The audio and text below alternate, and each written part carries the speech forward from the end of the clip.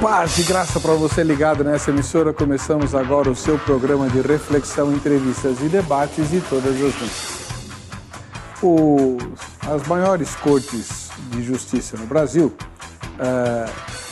aprovaram bem recentemente e em caráter definitivo uma lei que determina que pessoas condenadas à prisão sejam presas desde que a condenação seja em pelo menos na segunda instância ou por um juizado colegiado, né? Então a pessoa comete um crime, porque que eu saiba, eu não sou leigo em relação ao direito, mas que eu saiba, cadeia é só para crime, né? Eu acho. Então a pessoa comete um crime, ela é condenada em primeira instância, mas ela tem recursos e tal, então ela pode aguardar o recurso em liberdade.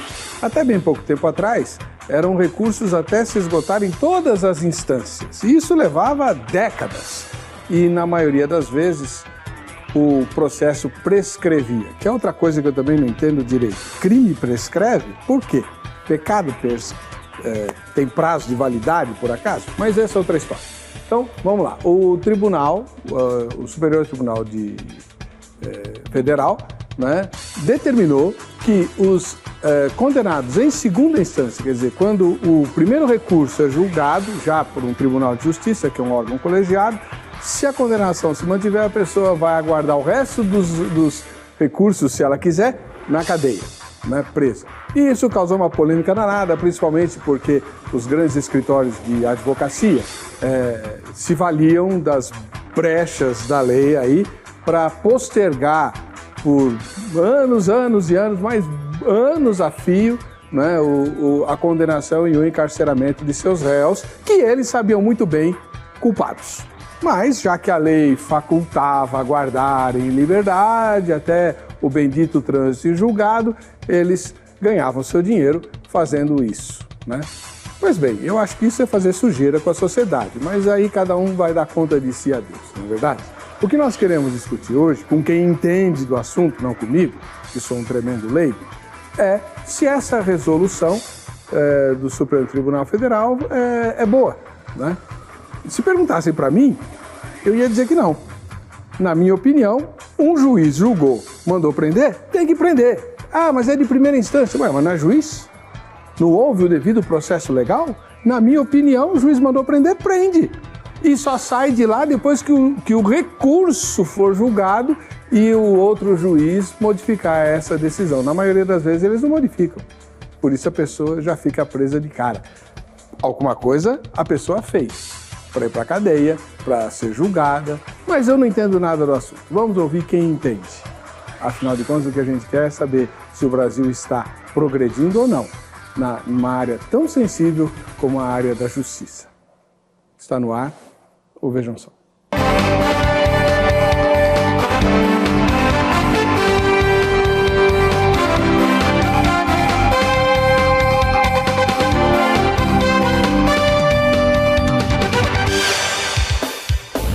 Olá, é com alegria que começamos essa edição do programa Vejam Só, um oferecimento da Academia Teológica da Graça de Deus, a AGRADE, que inclusive tem um presente para você, que pode ganhar, né? Vai ser sorteado no fim dessa edição. E para você se inscrever para o sorteio, basta ir à nossa página na internet, é o vejamsó.com.br, tá de cara nova, né? O site. Vota na enquete e você está habilitado ou habilitada para o sorteio. O tema de hoje é muito bom e é com muita alegria que a gente recebe, depois de muito tempo, né, novamente o pastor Dr. Carlos Roberto Souza. Ele é ministro da Igreja Assembleia de Deus e juiz de direito, já com uma longa carreira, né, militando aí pelos tribunais. Seja muito bem-vindo, pastor Dr. Carlos Roberto. Paz e graça. Eu que agradeço, Weber. É sempre uma alegria redobrada voltar aqui e participar desse prestigiado programa já conhecido, e muita gente assiste e muita gente eu fiquei conhecendo através do programa. Muita alegria. A alegria é nossa. O senhor ainda toma conta de igreja? Então, eu estou auxiliando na igreja na qual faço parte, lá na Adebras, mas eu me aposentei da magistratura em 2011. Então, há 5 anos eu estou mais liberado para trabalhar na obra do Senhor. E o irmão é encontrado em qual endereço lá na igreja? A nossa igreja na Avenida Celso Garcia, 560. Do Ministério Madureira. Isso, bem próximo a um templo grande que temos lá. Ótimo. Muito obrigado, seja muito bem-vindo. Deus abençoe. Amém. Do outro lado, que eu saiba, é a estreia, né? Pastor José Carlos Bernache, é isso mesmo? Isso mesmo. Seja muito bem-vindo, boa estreia para o senhor. Obrigado, o prazer é todo nosso também estar aqui falando, abordando um assunto bem delicado, né, para o nosso país. Eu é que agradeço. O pastor José Carlos Bernache é ministro da Igreja Evangélica Vida Nova em Cristo. Onde fica a igreja que o irmão trabalha? Fica no Jardim Sapopemba, na rua Amadeu Massaroto, número 12. E você talvez esteja perguntando, por que o pastor José Carlos está aqui? Porque ele tem um ministério já de longa data com pessoas que passaram pelo sistema prisional brasileiro, é isso? É isso. Quanto tempo faz que o senhor começou a trabalhar com presos? Na verdade, um pouco mais de 6 anos que eu estou trabalhando efetivamente, né? Mas já venho nessa vida trabalhando com ex-viciados, drogados, há bem mais de 25 anos. Uma vidinha, né? Uma vida já. Viu muita coisa já. Já vi muita coisa. Muito obrigado pela presença do irmão. Obrigado a todos. Deus abençoe. Amém. Muito obrigado. Vamos ver a matéria do Zeca e a gente volta já com a opinião desses dois irmãos, que entendem perfeitamente bem do assunto, que vão nos instruir a respeito. Será que o Brasil está melhorando? De fato conseguimos acertar as coisas da justiça, ou pelo menos começar, ou não? Vamos lá. Hoje iremos abordar um assunto jurídico que para muitos passou desapercebido no meio de tantas notícias. Mas essa nova interpretação do Supremo Tribunal Federal pode sim afetar e muito o nosso dia a dia. A Corte Suprema do Brasil decidiu manter entendimento definido pelo próprio tribunal, permitindo a possibilidade de prisão após uma condenação de segunda instância. Então queremos saber, você acha que os condenados em segunda instância deveriam mesmo ir para a prisão? Vamos entender um pouco dessa história toda e saber como ela pode afetar a nossa sociedade. As ações julgadas pelo Supremo Tribunal foram apresentadas pelo Conselho Federal da Ordem dos Advogados do Brasil, a OAB, e pelo Partido Ecológico Nacional, o PEN.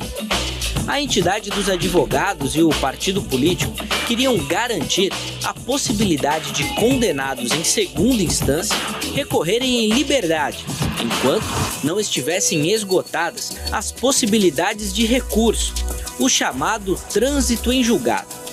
A maioria dos ministros da Suprema Corte entendeu que qualquer pessoa pode começar a cumprir uma pena desde que tenha sido condenado por um tribunal de justiça ou por um tribunal regional federal, os TRFs, ainda que tenha recursos pendentes no próprio Tribunal de Justiça ou no próprio STF. O entendimento foi fixado em fevereiro pelo tribunal em um processo individual e continuará sendo aplicado a todos os casos, sobre o mesmo tema que tramitam na Justiça.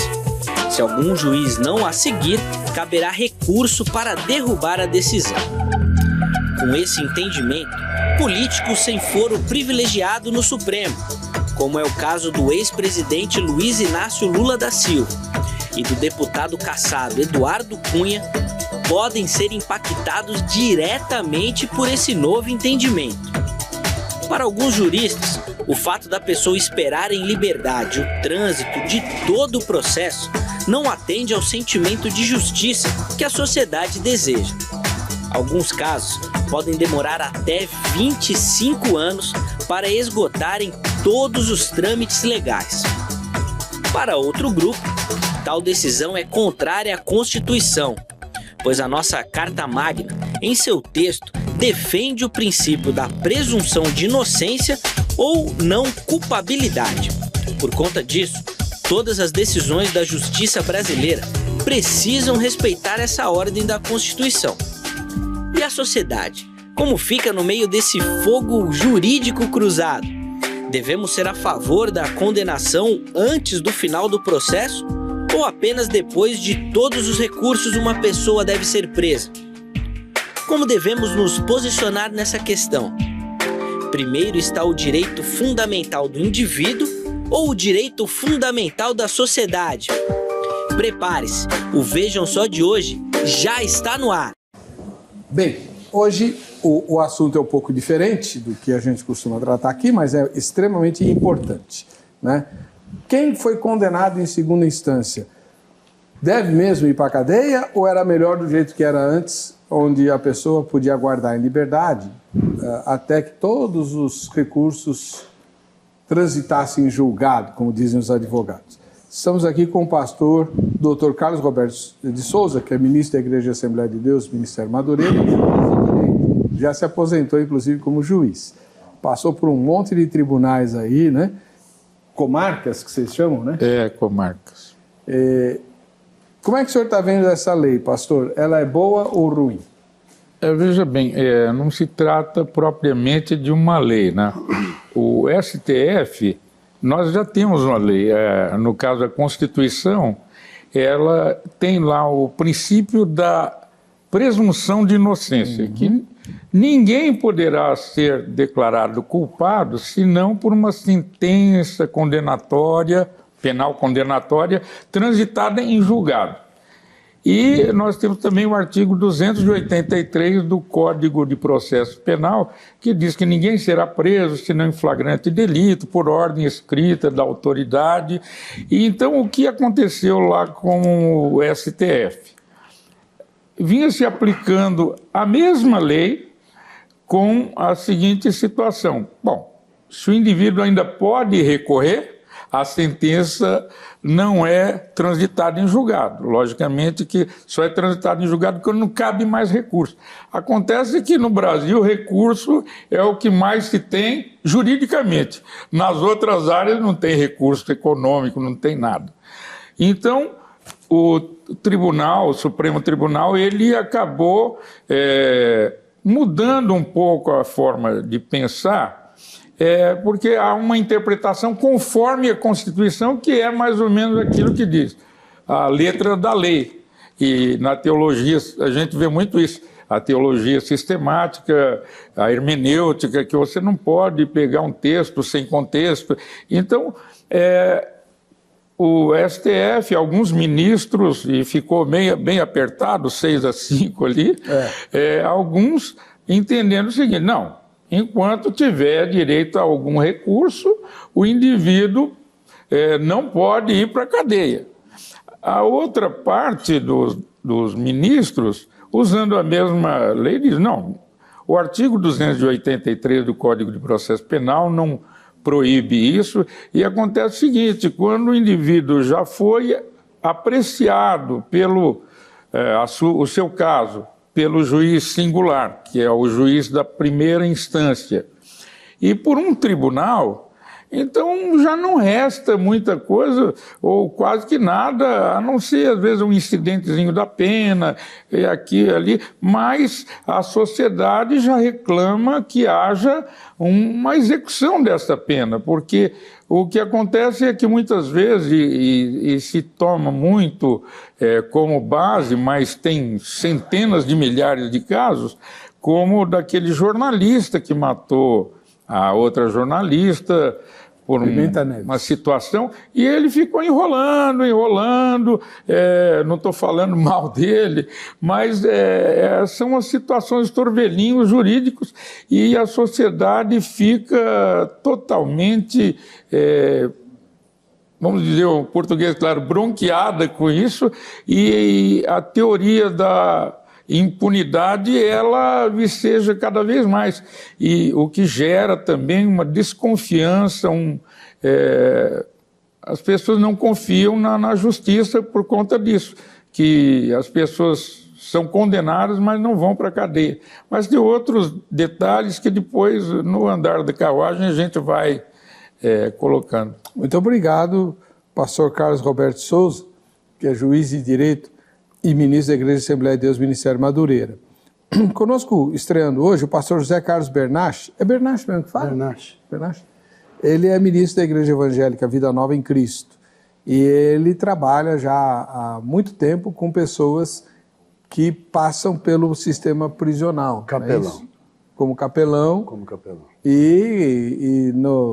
Obviamente, com o trabalho de recuperação, de reinserção na sociedade, enfim. Ele é alguém que conhece a realidade do sistema prisional por dentro, não é isso? Exatamente. Como é que o senhor vê essa questão da lei? Olha, ao meu ponto de vista, a lei, a justiça, ela tem que funcionar para todos, senão ela não é justiça. Quando a justiça funciona para quem fez um delito pequeno, como você dentro do presídio, a gente no dia a dia, no tete-a-tete, a gente encontra pessoas lá que já era para ter ido para a rua faz tempo, e não vai. Pelo delito, pelo grau de periculosidade, que não é tanto, a pessoa acaba não indo. Ele acaba cumprindo uma pena de 3, 4 anos por algo muito fútil que ele fez. É um crime, tudo bem, ele tem que pagar pelo crime dele, mas eu acredito que todos têm que pagar pelo que faz.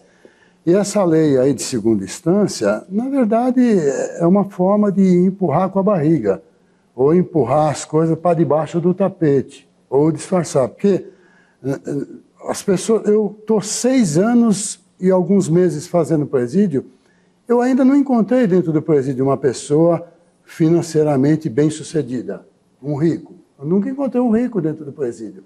Você só encontra pobre. Então, a corda acaba quebrando pelo lado mais fraco. A sociedade sofre, a sociedade geme. E a Bíblia fala isso em Provérbios 29:1, que diz assim que quando o governo é justo, a sociedade se alegra. Mas quando o governo é ímpio, a sociedade geme. E o que é ímpio? É cheio de falcatrua, é maldoso. Você vê que esses caras aí, hoje em dia, a sociedade não quer mais ouvir repórter policial, não quer mais ouvir falar da Lava Jato, não quer mais ouvir falar desses políticos. Por quê? Porque, na verdade, é um transtorno, é uma forma de agredir a sociedade do jeito que eles fazem. Eles são colocados lá por uma sociedade, por um povo honesto, um povo que trabalha, e, ao mesmo tempo, eles desaparecem. Quando aparecem, eles desaparecem porque roubou tudo. Então, é uma coisa muito fútil. Eu acho que essa lei tinha que funcionar para todos. Demorou para ser assim. Eu louvo a Deus porque apareceu um juiz que realmente colocou a coisa em andamento. Mas tem que funcionar. Bom, agora é sua vez, aí de casa, de se manifestar. Cadê? No nosso site você vai encontrar uma pergunta, né, o endereço eletrônico é o vejamsó.com.br, e lá você vai encontrar a seguinte pergunta. O Superior Tribunal Federal, STF, né, determinou que condenados em segunda instância têm que ir para a prisão e aguardarem o trânsito do processo em questão. Quer dizer, não é mais para aguardar livre, aguarda preso. Né? Você concorda? Primeira resposta, sim, né? Concordo, pois a demora da justiça em julgar todo o processo não satisfaz a sociedade. Se fosse um processo rápido, tudo bem, mas é um processo que se arrasta por 25 anos, não dá. Né? Segunda resposta é não. A Constituição garante a presunção da inocência. Tá aí, ou sim ou não, tá? Votou na enquete, você se habilita a ganhar o presente da Academia Teológica da Graça de Deus, a Agrade, que é esse livro aqui, ó. A Difícil Doutrina do Não Amor de Deus, do pastor Ezequiel Gomes. Na verdade, esse é um texto, é um livro de inspiração arminiana que desafia a doutrina da eleição nos moldes calvinistas. Né? Então, como assim Deus não ama todos? Né? Aqui o pastor Ezequiel Gomes esteve aqui no programa pouco tempo atrás e doou o livro para nós, estamos sorteando agora, tá bom? Tá aí. Esse é o presente da Academia Teológica da Graça de Deus, a Agrade. Aliás, você já ligou na Agrade? Né? Eu falei que ela ia funcionar no sábado do feriado, mas ela não funcionou, me perdoem, tá bom? mas amanhã vai funcionar. Pode ligar, agora não tem ninguém lá, mas amanhã você liga 0 operadora 11 3115 0819. 0 operadora 11 3115 0819. Liga lá, se informa sobre os endereços da grade. No Brasil inteiro tem a grade, mais de 600 endereços diferentes, todos eles com a Bíblia, com o curso bíblico, para você estudar a Bíblia. E alguns endereços têm outros cursos além do curso bíblico. Tem até inglês e espanhol usando a Bíblia como livro de texto. Tem música, tem capelania, né? Tem o curso de evangelismo, tem o curso para obreiros, teologia, pós-graduação em teologia, análise bíblica, cursos focados, por exemplo, em escatologia e por aí vai, tá? Liga lá, você se informa direitinho. 315-0819 em São Paulo, tá bom? Vamos lá. Eu queria que a gente aproveitasse esses últimos minutinhos desse bloco. Pastor Carlos Roberto, o senhor dá uma aulinha para nós. O que é presunção de inocência? Então, a presunção de inocência é o seguinte, até se diz assim, todo mundo é inocente até prova em contrário. Esse é um brocardo assim que todo mundo sabe. E a Constituição diz, com maiores detalhes, no artigo 5, como garantia dos direitos individuais, que o indivíduo não pode ser declarado culpado, senão com uma pena, uma sentença penal condenatória transitada em julgado. Quer dizer, tem que haver o trânsito em julgado. O que é o trânsito em julgado? O indivíduo foi, por exemplo, indiciado no inquérito por homicídio, aí ele foi a júri, porque é o doloso, e o júri o condenou, e aí ele recorre. Ele ainda não pode ser declarado culpado. E, obviamente, que às vezes ele já é réu confesso. O júri já é um tribunal, já é um colegiado. Mas vai ao Tribunal de Justiça, que tem lá a sua turma, que pode devolver esse processo, porque ele não foi muito bem instruído, houve algumas situações. Então, ele ainda não é considerado culpado. E aí vai outro recurso depois do segundo júri, porque só pode ter os dois júris, e o tribunal então diz, não, realmente a sentença do júri, do tribunal de júri, é confirmada. Então, em tese, aí sim, é uma sentença penal condenatória e transitada de julgado. Mas há outros recursos que podem ainda serem tirados, um habeas corpus, mandado de segurança, sentenças, recursos da execução da pena sob o regime inicial, porque a pena pode ter o regime fechado, semiaberto, obviamente que não seria aberto no caso do júri. Então, é um leque muito grande. Então, pelo sistema anterior, o indivíduo só é considerado culpado, como você bem disse, depois de tantos anos e tal, é considerado culpado. Agora, o que eu vejo de grande dificuldade é como se executar essa nova sistemática. Eu estava lendo a respeito, nós temos cerca de 200 mil vagas para presidiários. Nós temos um universo de sentenciados que estão cumprindo pena hoje de 600 mil. São 3 vezes mais. Mas existem milhares e milhares de mandados de prisão na rua para serem cumpridos. E então, onde que vai colocar toda essa gente? E então se discute, eu não quero me alongar muito, o problema é qual a finalidade da pena? Ela tem a finalidade só de jogar o indivíduo lá para dar uma satisfação para a família, para a sociedade, ou a gente precisa desenvolver um programa de recuperação do preso? Tá aí. A gente vai abordar todas essas questões e várias outras ligadas ao tema assim que voltarmos do intervalo. Não sai daí.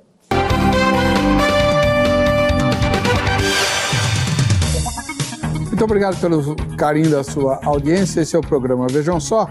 E hoje discute se é justo prender condenados em segunda instância. Nós estamos aqui com o pastor José Carlos Bernache, da Igreja Evangélica Vida Nova em Cristo. Ele que exerce já há algum tempo trabalho como capelão prisional, né? E, pastor, o senhor na sua fala anterior falou que não achou ainda nenhum rico preso, né? Só tem pobre. Só tem pobre. E inocente, tem de monte lá? Você encontra alguns que encontra muitos que estavam, vamos dizer assim, no lugar errado, na hora errada, ou muitos que, na verdade, foi confundido, alguns foram confundidos, não estavam, não cometeu delito, mas eu acredito que isso daí é uma coisa que até mesmo a pessoa contando lá dentro, você acredita porque ela não tem do porquê esconder, mas a sociedade, não só a sociedade como o Poder Judiciário, não tem como saber se é verdade, se é mentira, porque às vezes o camarada, ele tem 2, 3, 4 delitos, e aí ele vai no quarto ou no quinto delito, ele foi, vamos usar o vocabulário, foi de laranja, sem querer, tomou o bonde errado. E ele não é culpado dessa vez, mas é aquele ditado, diga com quem tu anda que eu direi quem tu és. Então o camarada está preso porque ele não se afastou. A Bíblia diz que nós devemos fugir da aparência do mal. Enquanto o cara não se converte e não foge da aparência do mal, ele corre o risco de estar no meio do mal toda hora e ser confundido por alguém. Agora, pastor, é comum a gente ouvir, talvez seja uma das lendas, eu não sei, o senhor é que pode nos ajudar, que muita gente conhece Jesus na cadeia e muda de vida de verdade. Olha, eu vou falar uma coisa para vocês. Pouco tempo atrás, nós fomos requisitados por um diretor de uma cadeia, não vou falar qual, e ele, nos levando na sala dele, disse assim, olha, eu não sou cristão, não sou católico, não sou livre pensador, porque, na verdade, eu não sigo religião nenhuma. Mas vocês devem estar pensando, por que eu chamei vocês aqui? Para falar o quê? Na verdade, eu tenho um barril de pólvora na mão para explodir a qualquer momento. E eu vejo que eu tenho aqui uma faixa de 700 marmitex, mais de 2.100 presos. Eu tenho que me virar nos 30, ele falou. E eu percebo que antes de vocês chegarem, a cadeia está de um jeito. E depois que vocês chegam, fazem os cultos de vocês vão embora, eles permanecem cantando e a cadeia fica outra. Até mesmo o semblante do próprio preso fica outro. Então, a gente que faz o trabalho no tete-a-tete no dia a dia, a gente percebe lá dentro que muita gente cai endemoniada, muita possessão maligna dentro daquilo. A gente sai cansado lá de dentro, mesmo que não fizer nada. Então, isso. O senhor já conheceu pessoas que foram realmente transformadas, saíram da cadeia crentes e permaneceram no caminho de Deus? Eu. Como assim? Eu fui um. O senhor já foi prisioneiro? Já fui, no meu passado. Já fui viciado em drogas. Então eu sou um especialista nessa área. Eu não sabia disso. Mas é porque o senhor não perguntou, né? O senhor praticou delitos? Pratiquei delitos, mas não delitos graves, né? Como sequestro, assassinato, coisa e tal. Delitos leves, que também têm a sua culpabilidade perante a sociedade. E eu fui até um privilegiado que eu não conheci Jesus na cadeia. Conheci na rua, por causa da minha mãe, minha sogra, minha esposa, que eu casei e tal. Mas o que, na verdade, a maioria dos presos, quando eles aceitam Jesus dentro da cadeia, realmente, quando eles não estão fugindo do pavor da cadeia, né, dá para entender o que eu quis dizer. Eles realmente são crentes de verdade mesmo. Eles saem crentes. Por quê? Foi convertido pelo sofrimento. A Bíblia diz que aquele que não vem por amor, vem pela dor. Então, às vezes, assim como Jonas teve que descer no fundo do ventre da baleia, para poder reconhecer que a vontade de Deus é soberana, às vezes Deus tem uma obra na vida daquele, porque lá dentro você acha quem toca violão, quem toca órgão, quem prega, quem canta, quem fala bonito, quem é professor, quem é teólogo, lá dentro você acha de tudo que você imaginar. Então a cadeia, ela é rica de pessoas pobres que servem o diabo. E o Estado, infelizmente, não faz nada para ressocializar e nem para restaurar aquelas vidas. O único órgão no Brasil, vou dizer do Brasil que eu estou aqui, no Brasil, que trabalha em prol de restauração das vidas, é a igreja, baseado no versículo que diz que uma alma para Deus vale mais do que o mundo todo. Então, é esse o trabalho que a gente faz na cadeia. E não só lá, né? A gente tem visto aí manifestações de apoio ao trabalho cristão, por exemplo, nas casas de recuperação. Isso. O índice de sucesso, vamos chamar assim, das casas de recuperação cristãs é sempre muito maior do que o índice das clínicas não religiosas, né? O próprio governo reconhece isso. E agora o senhor está falando do trabalho nos presídios, né?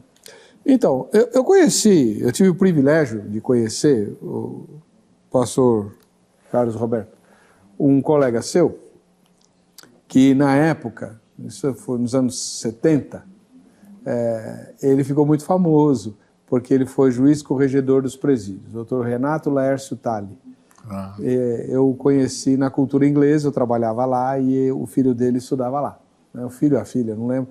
Eu reconheci porque ele me deu o cheque, a hora que eu vi o nome, né? E eu era uma pessoa que eu admirava muito. Ele foi um dos que batalhou para humanização do sistema carcerário. Isso dos anos 70, faz 40 anos. Não mudou nada, né?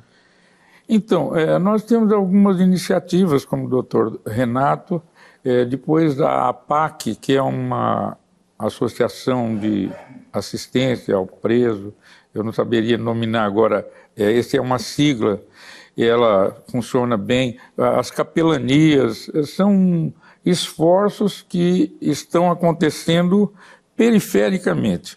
Mas, para você ter uma ideia, um órgão que estuda a situação penitenciária no Ministério da Justiça, eles viram o seguinte: nós somos o 4º país do mundo em termos de população encarcerada.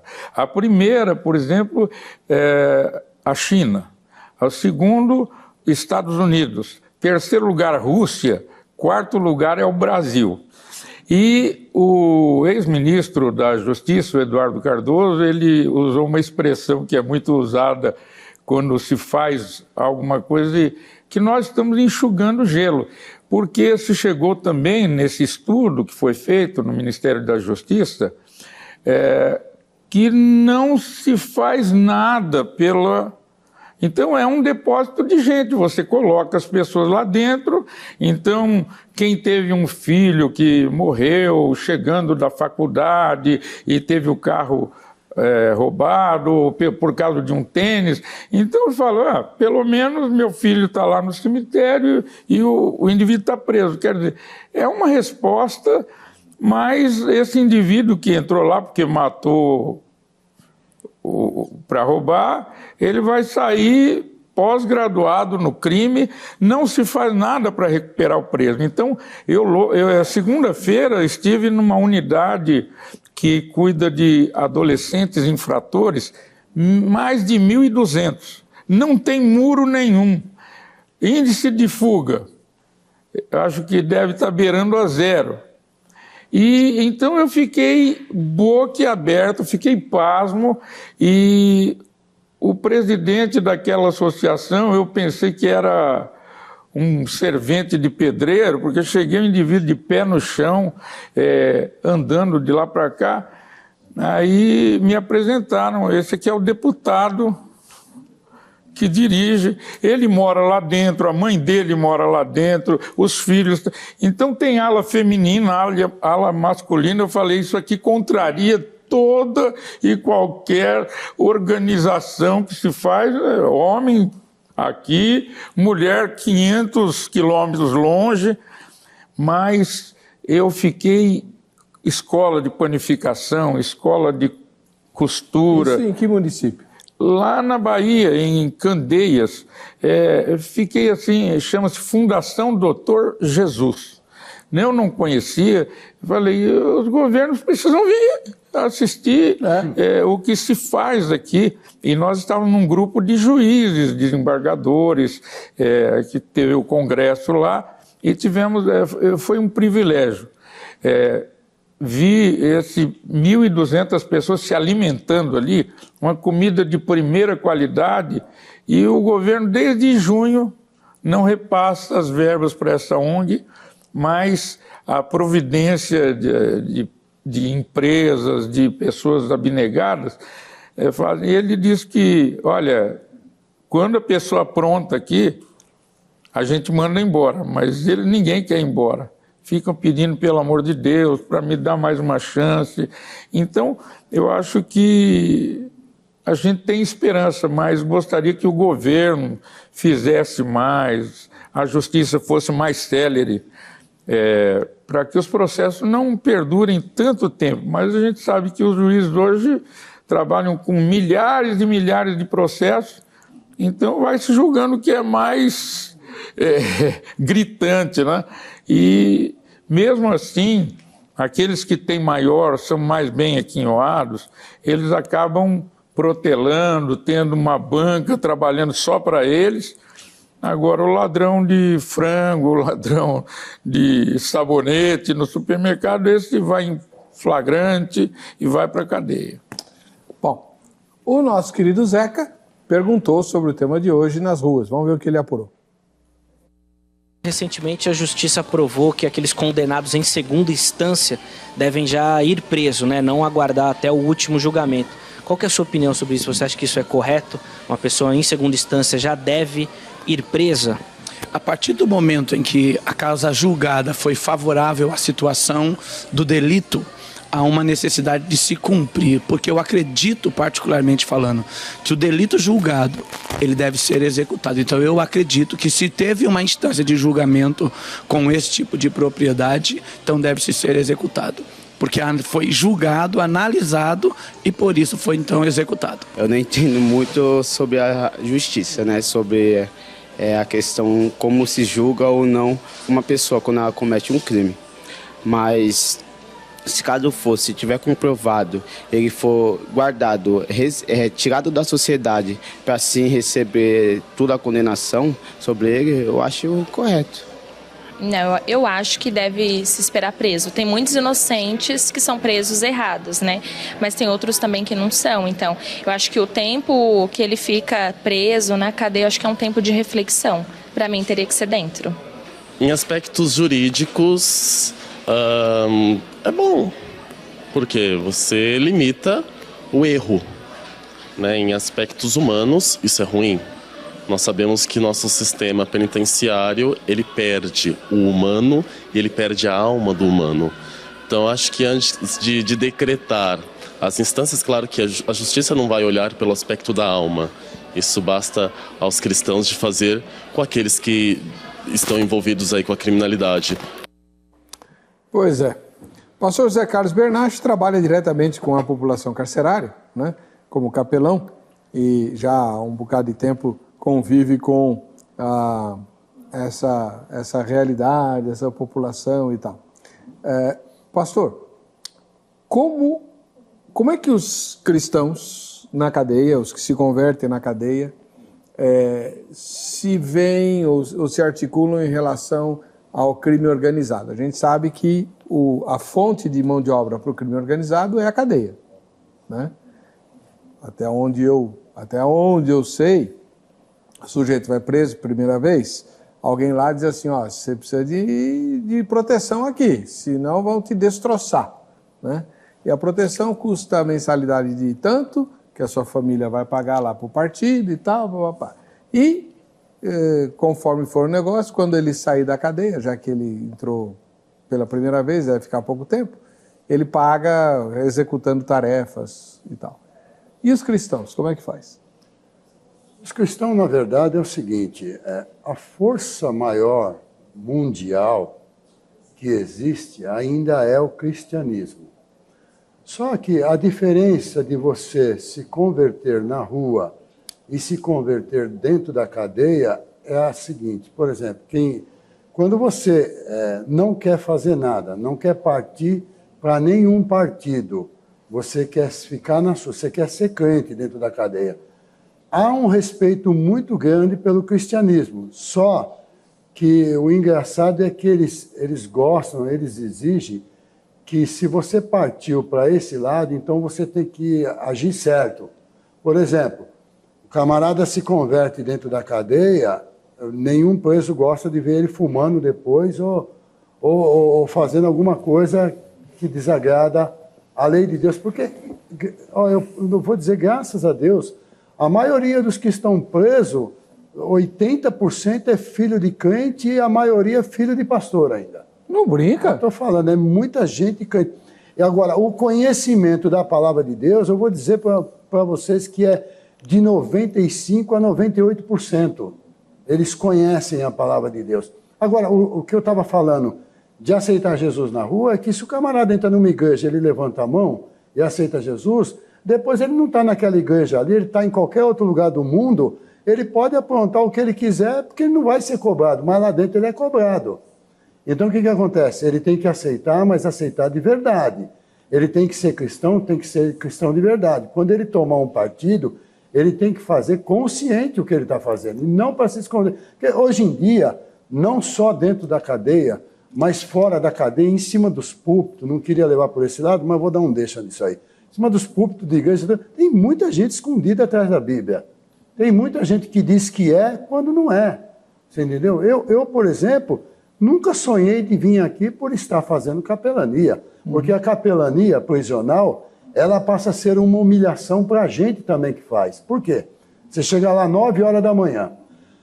Quando você chega e o bonde chega, o bonde é o carro que leva os presos para o fórum. Você não pode entrar até que o bonde sai. De repente o bonde sai, mas chega o caminhão de lixo. Ou chega alguma outra coisa. Você tem que esperar tudo.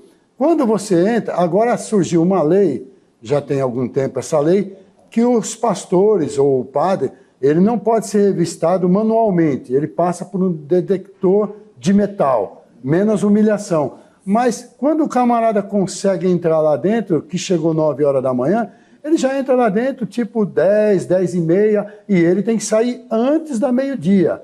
Então a humilhação é muito grande, a ajuda do Estado, que deveria ajudar, porque o único órgão que ajuda, que vai lá dentro, é a igreja, não tem uma ajuda, ainda se puder atrapalhar, até atrapalha, se puder atrapalhar. Então, eu vejo assim, lá dentro os presos voltando à pergunta, vê aqueles que aceitam com até uma certa admiração, mas ele passa a ser observado, entendeu? Então todo mundo é observado.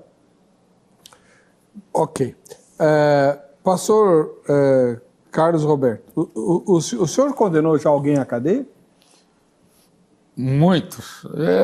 Assim, muitos pelo período que eu, no início, fiquei mais na área penal, aliás, fazia tudo, né?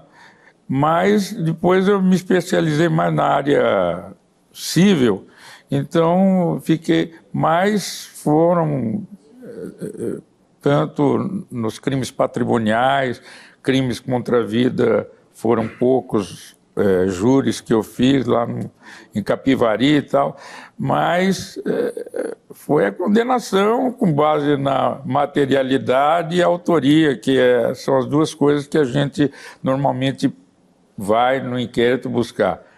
Foi esse indivíduo que fez isso? A prova material do crime? Então, até esse conceito da materialidade acaba, ultimamente ele tem se dissolvido. No caso lá do goleiro Bruno, por exemplo, a Elisa Samúdio, ela está morta, declarada morta, ninguém nunca achou o corpo, mas os indícios, a prova indiciária foi muito contundente e gerou condenação. Agora, o senhor acabou de escrever o trabalho do juiz de primeira instância. Como é que se sente um juiz de primeira instância, ou pelo menos como se sentia, né? quando ele condenava, tinha um trabalho danado para condenar alguém que ele tem convicção de que é culpado e via o réu dando risada por anos e anos a fio por causa dos recursos.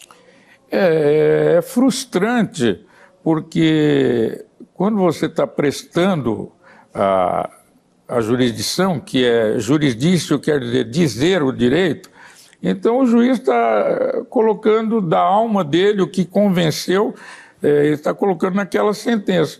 E de repente você vê aquela situação, e então, mas a frustração não foi tanta, porque eu fui delegado de polícia também.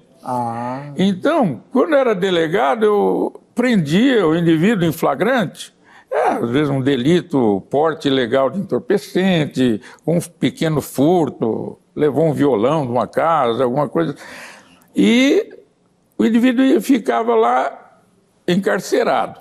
Aí passava alguns dias, o mesmo indivíduo vinha no meu plantão, ele falou: doutor, será que eu não deixei o meu RG aí? Eu falei: mas você já está na rua? Então, meu RG sumiu e eu já estou na rua porque o juiz... Eu falo: mas esse juiz, onde é que ele está com a cabeça? O cara realmente cometeu o crime. 2 anos e meio depois eu passei para a magistratura. Aí vinha aquele processo, eu olhava, o indivíduo estava trabalhando na empresa tal, nunca cometeu nenhum outro delito.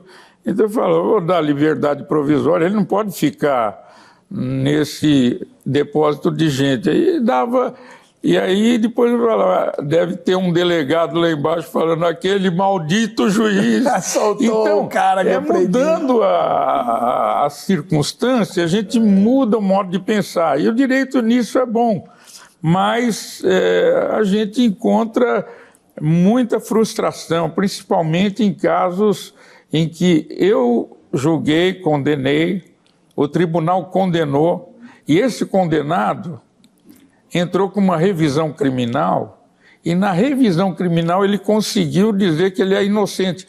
E estava, não sei se está ainda,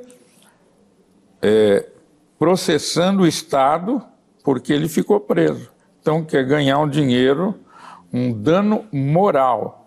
Só que eu tenho plena convicção, como o tribunal também teve plena convicção ao analisar minha sentença, de que eu estava certo. Eu não posso aqui dizer nomes e tal, claro, mas é um indivíduo colarinho branco e roupa branca. Eita, nós, né?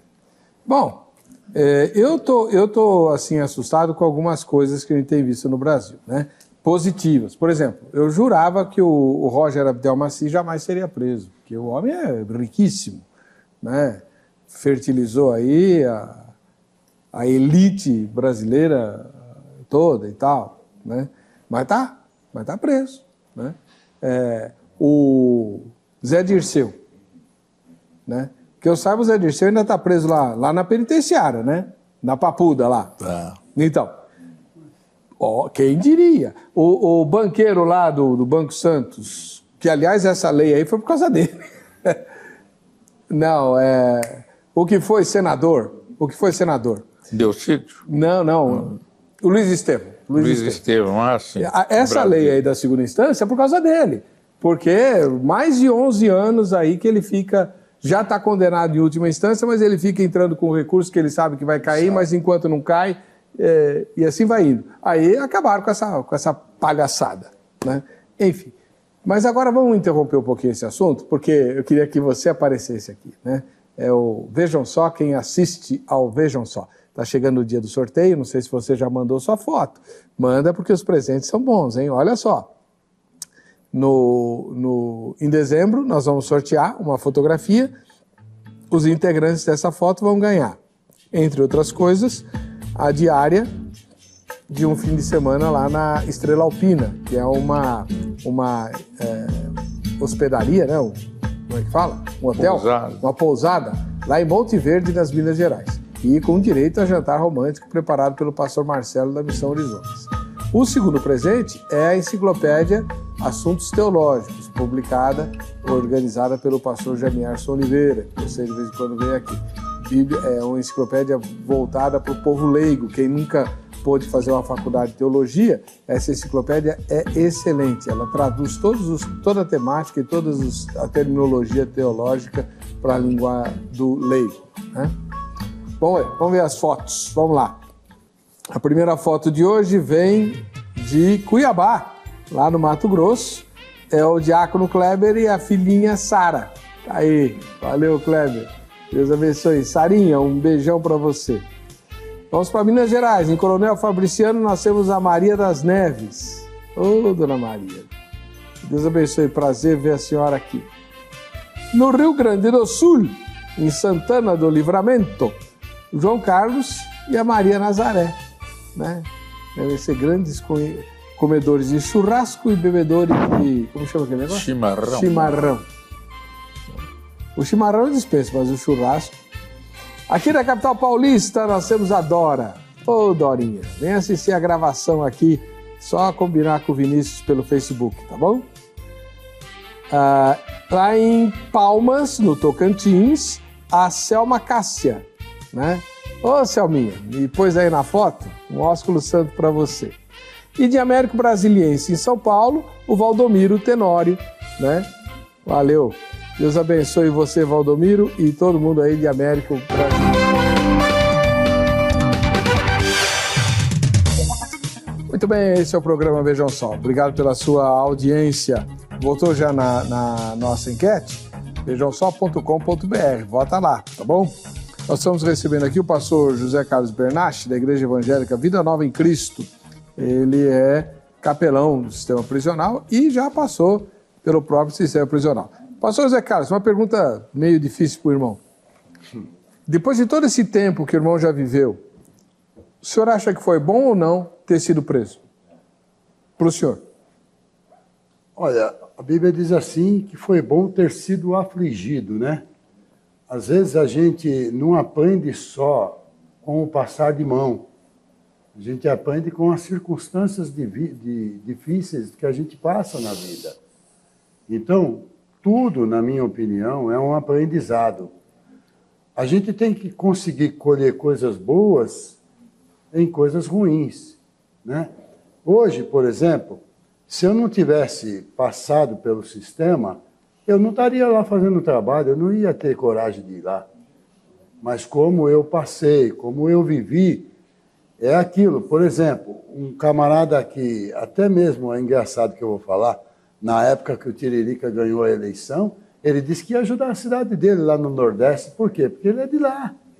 Então, como eu vim de lá, eu queria ajudar eles lá de uma forma. E a melhor forma é levar a libertação espiritual. Porque Jesus disse, se o Filho vos libertar, verdadeiramente sereis livres. Às vezes não é questão de dinheiro, não é dar dinheiro, não é dar nada. É você trazer a palavra de Deus e trazer uma ocupação para as pessoas. Então, para mim, foi bom ter passado lá. O senhor tinha quantos anos quando o senhor foi preso? Uma faixa de uns 26, 27, 28. Não recaiu no crime? Na verdade, eu vivi uma vida até os 35 anos, levanta, cai, levanta, cai, levanta, cai, levanta, cai, até que eu consegui ficar de pé. A Bíblia diz que aquele que está de pé, cuide-se para que não caia. Então, a palavra que a gente leva lá dentro é uma palavra dura, não é a mesma da igreja. Deveria de ser, né? Mas ali dentro é uma palavra de reconciliação, de você... E é o lugar melhor que tem para pregar. Porque a Bíblia diz que é melhor você pregar num velório do que num casamento. Então, o melhor lugar para você fazer a pessoa se arrepender é após o delito dela. E ela está ali dentro por causa de um delito. Então, aí você vê, quando você vai entrar no presídio, você vê as famílias de terça-feira de manhã, eu faço Belém 1, Belém 2, você vê as famílias entregando o jumbo lá fora, né, que é o alimento, a roupa e tal. Então, lá dentro, eles não estão vendo a família sofrer, mas a família sofre quando o preso sofre. E no Brasil, infelizmente, eu queria ressaltar uma coisa importante.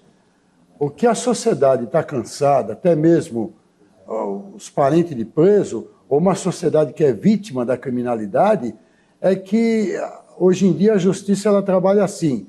Vamos prender primeiro o ladrão da galinha. Prendeu o ladrão da galinha, agora o ladrão da galinha vai ser beneficiado por ajudar nas investigações, vão soltar ele, vão prender. Ele denunciou o ladrão da bicicleta. Aí pega o ladrão de bicicleta. Aí ele também vai ser beneficiado por colaborar com as investigações. Ele denuncia quem roubou o carro. E agora sim, nós já estamos em quem roubou o carro. Agora ele precisa entregar quem roubou o avião. Ele ajuda também, é solto. Aí pega quem roubou o avião. Agora nós põe a tornozeleira nele, deixa ele 2 anos com ela, tira e está tudo certo. Então é assim que funciona no Brasil. Então isso é uma resposta para a sociedade muito ruim. Como é que o senhor vê isso? Eu discordo em termos do pastor Bernanke nesse sentido, porque não é bem a justiça. Hoje ficou muito evidente a situação da delação premiada, que não é a criação da justiça, não é a criação dos próprios legisladores, e nos países mais adiantados tem, mas é isso mesmo, porque o indivíduo, ele, na verdade, não é ladrão de galinha, é um empreiteiro, por exemplo, no caso da Lava Jato, e ele sabe para quem que ele deu dinheiro, quem tinha até a contabilidade de quem levava, e ele entrega aquelas pessoas. Então o Ministério Público faz um acordo com ele, mas submete isso sim à justiça, eu concordo com ele. Os ministros do Supremo Tribunal Federal, nos casos que são da alçada dele, homologam, porque nem tudo que o indivíduo fala, às vezes já é algo que já foi investigado, já foi descoberto, então não trouxe nada de novidade. Mas aqueles que trazem novidade, olha, o fulano, o cicrano, o beltrano, que às vezes estava numa redoma de vidro, a coisa começa a acontecer. Mas eu concordo que realmente tem que se fazer isso, é mais ou menos como um hospital. Não é, você vai deixar as pessoas que estão já com problema, precisando colocar ponte de safena e tal, e o outro está com uma unha encravada. O que está com a unha encravada volta para casa e cede lugar para quem está numa situação pior. Mas eu gostaria que a justiça tivesse meios de poder coibir todas as situações. E nós temos um anacronismo e também uma injustiça muito grande nas penas. Por exemplo, o indivíduo poderia prestar um serviço à comunidade em determinados delitos, mas ele vai para a cadeia. Então, e a pena é 3 meses, 1 ano. Alguém fala, mas 3 meses é muito pouco. Porque a pessoa não passou um dia na cadeia. Então, é melhor uma penalidade que seja eficaz e atual, de que daqui 20 anos o indivíduo ter uma sentença lá para ficar 1 ano, 2 anos preso, aí ele já constituiu família, está trabalhando, está bem, está produzindo para a sociedade. E aí vem aquela, você sabe que lá em 1995 você cometeu isso? Agora você vai ter que pagar. Então é como a gente, o filho fazer alguma situação que precisa de uma correção, e você fala, olha, no ano que vem, você vai ver, no ano que vem... Então a criança perde até a vida dela, porque falou, olha, meu pai fez uma promessa e ele costuma cumprir. É aquilo que o senhor falou no bloco anterior, né? Qual é a finalidade da pena? Justamente. Agora, eu sei que o ideal seria que a pena fosse um instrumento de ressocialização e de recuperação do indivíduo, certo? Os humanistas todos se alinham nessa direção e os cristãos, por dever de ofício, deveriam se alinhar também. Mas, como eu não sou lá um cristão lá muito bom, eu penso que a pena tem de ter um caráter punitivo. Porque assim, o que eu quero dizer com isso? A sociedade de bem se sente ofendida quando o transgressor, aquele que não se esforça para andar direito, não recebe punição nenhuma. Né? Uma das grandes mágoas que eu tenho da minha mãe, que ainda está viva, é que ela, quando eu era pequenininha, ela falava assim, Papai do céu abençoa o filho obediente e castiga o filho desobediente. Conversa mole para boi dormir, né? conversa mole para poder dormir. Eu cansei de ver um monte de filhinhos desobedientes ao meu redor que se deram muito bem, né? E aí? Então, a gente fica esperando quem anda direito, fica esperando. Por exemplo, vou dar um exemplo bem besta. Você quer me deixar doente? É na estrada, para o trânsito na estrada e os espertinhos vão pelo acostamento, que é proibido por lei. E não acontece nada com eles. Mas você que ficou idiota lá, perdeu tempo. Entendeu? Ele fala que está uma luzinha queimada, você toma multa, e aquele que vai pelo acostamento se dá bem. E é esse tipo de indignação do homem de bem tem que ser levado em conta também, não tem, doutor? É que tem, e olha, o Marquês de Beccaria, que o nome dele é César Bonesana, ele tinha a seguinte filosofia da pena: pune-se porque pecou. Então, é a função repressiva da pena. E ela é também, pune-se para que não se peque, que é uma função intimidatória para que as pessoas falem, olha o que aconteceu com aquele lá. E há uma outra corrente que é de pune-se porque pecou e para que não se peque. Então, ela fundia essas outras duas. E eu acredito que nós não estamos muito longe disso, porque a sociedade, os ofendidos, querem que seja punido. Agora eu vejo que nós estamos tão anacrônicos em relação ao que Deus estabeleceu lá na cidade de refúgio. Nós tínhamos, e eram delitos culposos, nós tínhamos 3 prisões, vamos dizer assim, que era a cidade de refúgio, na verdade era de um lado do Jordão e 3 do outro lado. Simetricamente distantes, havia uma persecução. Podemos dizer que aquele Goel era o Ministério Público querendo aplicar a sentença, e se ele pegasse o indivíduo no caminho, estava frito, ele já executava a pena ali. Mas se o indivíduo chegasse na porta da cidade e ela fosse aberta, ele entrava e ele ficava cumprindo uma pena. Ele passava pelo conselho de anciãos, tal, ele ficava cumprindo a pena. E quando o sumo sacerdote morresse ali na cidade de refúgio, então morreu o sacerdote, a lei para ele, a pena era extinta e ele poderia voltar ao seu local de origem. E, infelizmente, hoje nós vemos assim, o Ministério Público oferece a denúncia, mas o processo vai se prolongar um tempo exagerado, e quando é oferecida a denúncia também já passou 2, 3 anos, 4 anos daquela situação. Você vê caso que não é na área criminal, mas na área criminal e na civil também, aquele do Batomushi, né? Lá no Rio de Janeiro, e casos assim que nós poderíamos enumerar a batelada.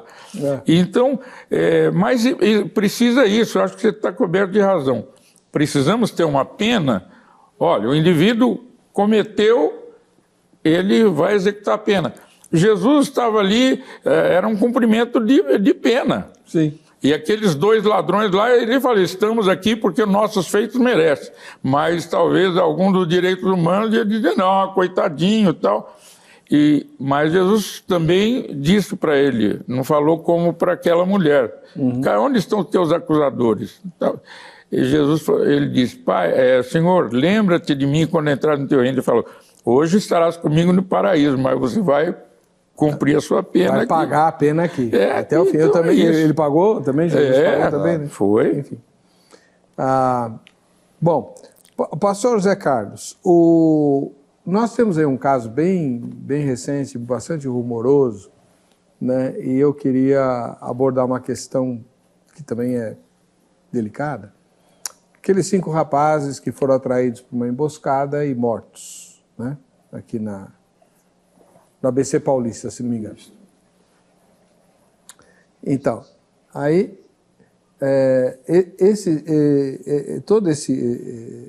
eles foram enterrados domingo passado agora e tal, sábado e domingo, né? Então houve uma comoção bastante grande, e o que eu vi é as famílias deles clamando por justiça, né? No enterro, queremos justiça e tal.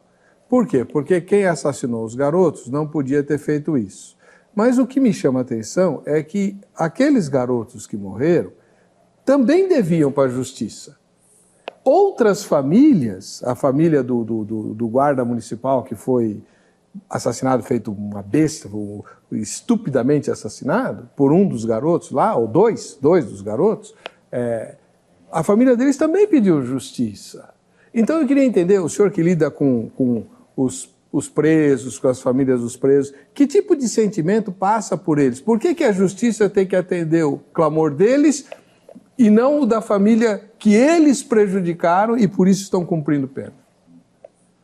Que, na verdade, nós estamos vivendo um momento, pastor, assim, ó. Antigamente, quando o camarada, 20 anos atrás, um pouco menos ou um pouco mais, ele fosse cometer um assalto, um delito, e ele percebesse que era policial, ele saía fora, ele não cometia o delito, ele respeitava. Hoje em dia, nós estamos vivendo uma época que prevalece quem saca primeiro.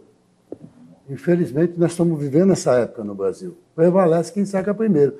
Se o polícia vê que ele vai ser roubado, ele saca porque ele sabe que ele vai morrer. E se o ladrão perceber que é polícia, ele também saca rápido e mata porque ele sabe que ele vai morrer. Então, já que não tem lei, o país sem lei é assim, é igual o faroeste. É um matando o outro. Quem ganha é o cara que faz caixão. Infelizmente. Credo, pastor! Mas nós estamos vivendo esse tempo. Entendeu? Então, o mesmo sentimento de um é o do outro. Quando a justiça não funciona, todo mundo sofre. Agora o senhor falou bem. Por quê? Os 5 rapazes estavam soltos, indo para uma festa. Né? Quer dizer, doutor, o pastor está certo. A justiça não funcionou. Se a justiça tivesse funcionado, o guarda morreu, mas o assassino está sendo processado, devidamente guardado na prisão e tal. Um deles era menor, né, eu acho? Era 15 anos. De 15 anos de idade. Então, estaria protegido pelo ECA e tudo, mas estaria sei lá, na Fundação Casa, enfim. Alguma satisfação ele estaria sendo dada para a sociedade, mas não, né? Mas, veja só, não é que... E agora a imprensa vai, sobretudo a Rede Globo, e crucifica, massacra, destrói o rapaz lá, o colega do Guarda Civil. Ué, como é que o cara se sentiu? Poxa! Então, porque nós temos a seguinte presunção, que o Estado é que tem que dar a tutela, no caso, então, através da Justiça, que precisa funcionar, mas funcionar mais celeremente. Não significa que a Justiça não funcionou. O princípio da autotutela, que antigamente era assim, então era a lei de talhão, o cara arrancou um dente, pega um dente, olho por olho, dente por dente, quer dizer, se o indivíduo deixou alguém cego, ele ia ficar cego também. Então, o Estado não pode comportar isso. Por quê? Se o policial sair matando quem matou um colega, ele está se equivalendo a esse bandido. Sim. Quando a gente diz que o bandido não pode. Agora, o que acontece? Que fomenta as leis. Esse menor de 15 anos, ele não cometeu crime. Ele não cometeu. Pode ser que foi ele que atirou, mas ele cometeu um ato infracional, um ato antissocial. Ele vai preso? Não. Ele pode ser preso? Não. Ele só pode ser apreendido. Ele só pode ficar internado até 3 anos, quando o crime, se foi para roubo, seria de 12 a 30 para um cidadão comum. Então, nós entraríamos no problema da diminuir a minoridade penal. E, então, já se viu que também causa outras consequências. Então, o que existe é isso que o pastor disse realmente. Há um ranço muito grande entre a criminalidade e a polícia, e até é natural que isso aconteça. Mas até pouco tempo atrás, o mesmo policial que estava na rua prendendo bandido, ele ia fazer blitz na cadeia, ele ficava vigiando a murada, e ele via lá, aquele cara lá foi que matou meu amigo. Poxa, você perdeu amigo por a mão daquele bandido, é natural que você vai se doer pelo seu amigo. Então precisaria haver uma especialização, e graças a Deus isso tem acontecido, de quem prende bandido, depois ele não vai olhar mais para a cara do bandido. Bandido que seja tratado por outro. Agora, já tinha um cadeirante no meio desses 5, que também recebeu um monte de tiro. Só o motorista que não tinha ficha criminal nenhuma. Um rapaz honesto, decente, trabalhador. Que estava na hora certa, no lugar errado. Na hora errada, no lugar errado. Então, não é que eu esteja justificando o que aconteceu com ele de jeito nenhum. De modo algum, agora também não é correto que eles, suspeitos com evidências muito fortes de crimes tão graves, ficassem passeando indo a festas. E aí a família ainda acha ruim, né? Eu, se fosse familiar deles, eu ia ficar recolhido no meu luto. Não tem que se revoltar. Quem tem que se revoltar é a sociedade honesta. Eles são parte da sociedade honesta? Os familiares se julgam parte da sociedade honesta? Olha, eles podem até se julgar, mas o que acontece é o seguinte, quando a Bíblia diz assim, ensina o teu filho o caminho que deve seguir, quando crescer não se desviará dele, às vezes o camarada, ele está roubando, ele está praticando um monte de delito, pode ser porque ele não gosta de trabalhar, mas outros não, porque é vítima de uma sociedade quebrada, de uma família quebrada, o pai batia na mãe, o pai bebia, o pai usava droga, então ele foi criado numa periferia onde ele via muita coisa acontecer, então ele é vítima de uma sociedade falida. É muito bom você ir num bairro nobre em São Paulo e você não vê nada disso, mas vai num bairro pobre, vai numa periferia para você ver. Às vezes está lá, a própria criança está vendo os atos infracionais ali e ele vai crescendo com aquilo. Minha esposa faz assistência social, ela trabalha, está no estágio agora, ela conta cada coisa terrível. Então, como é que vai crescer uma criança dessa? Como é que cresce um filho onde o pai matou a mãe, ou aquele filho, talvez, que foi o pai e a mãe assassinada por um assalto, ou coisa parecida, ou um irmão que viu, como no caso eu tinha um amigo que viu a polícia matar o irmão dele não tinha nada a ver. Então, é uma série de coisas que vão acontecendo, e o país vai desenfreando nisso daí, e o governo vai empurrando para debaixo do tapete. E, na verdade, o rei Jeorão da Bíblia, o nome Jeorão significa aquele rei que não deixou nenhuma saudade. Você tem saudade de algum governador do Brasil? Eu não tenho nenhum. Entendeu? O rei Jeorão, bem lembrado. E foi-se sem deixar de si saudade. Saudade, né? O nome belo deles... epitáfio ele recebeu. Foi sem deixar de si saudade. Agora, eu acho que o Brasil está melhorando. Estamos vendo figurões sendo presos, não estamos? Eu creio que sim, e em virtude da melhoria das instituições, e ainda, só pegando um gancho do caso anterior, é ruim quando a sociedade começa a estigmatizar as instituições. Por exemplo, a gente não pode dizer que a Guarda Civil, por exemplo, é responsável por esse ato de 3. Ou então, como se pensou, a polícia militar pegou o cara de quebrada e fizeram isso. A gente faz isso, a gente generaliza, né? E toda generalização, ela acaba sendo injusta, porque a gente sabe que são mais de 100 mil policiais militares, que existem uma hoste lá de guardas civis metropolitanos, e que estão fazendo bem o seu trabalho, fazendo prisões e sem dar um tiro, nada. Mas a polícia realmente tem sido violenta, porque o pastor disse muito bem, o policial ele chega e vê o indivíduo como eu estou com óculos na minha mão aqui, já falou, é uma arma, e já tira, depois ele pergunta. Então, isso é muito mal para a sociedade, e pessoas têm morrido aí inocentemente. Já que o assunto é tão pesado, a gente vai terminar o programa com uma bela aliviada, que é a do Vejam Só Que Coisa, com a palavra o Zeca. Uma ótima noite para você que está aí ligado no Vejam Só de hoje. Vamos agora para aquele nosso momento de dar uma acalmada nos ânimos, respirar um pouco. Afinal de contas, o programa de hoje está de tirar o fôlego. Hoje vamos mostrar mais uma daquelas maluquices que fazem muito sucesso na internet. Aliás, parece que para fazer sucesso na web tem que ser uma coisa esquisita mesmo. Se liga na nossa manchete de hoje. Estudante conquista a web com uma foto em que faz high five consigo mesmo. Vejam só que coisa.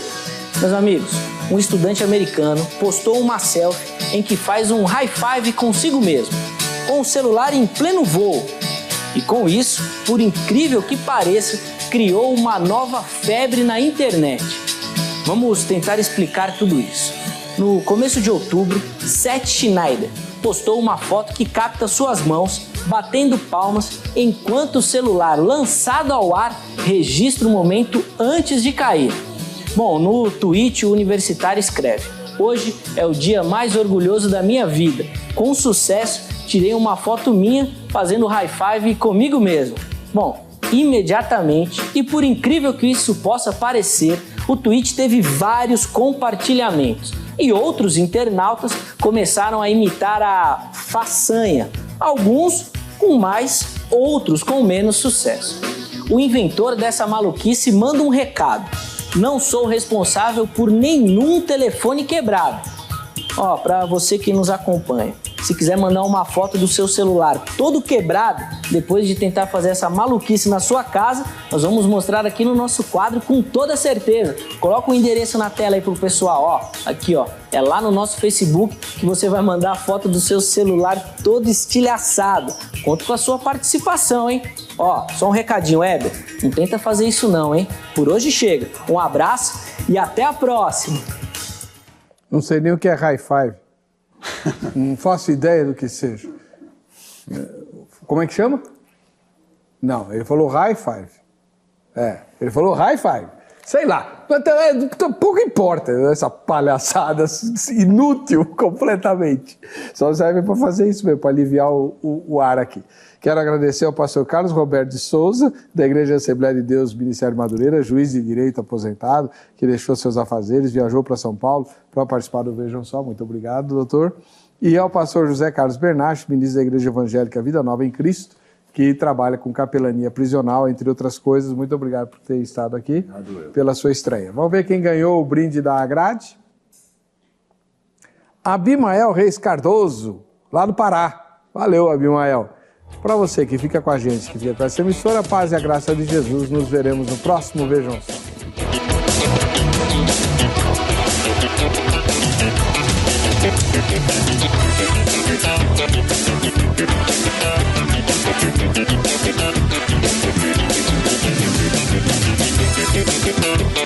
Thank you.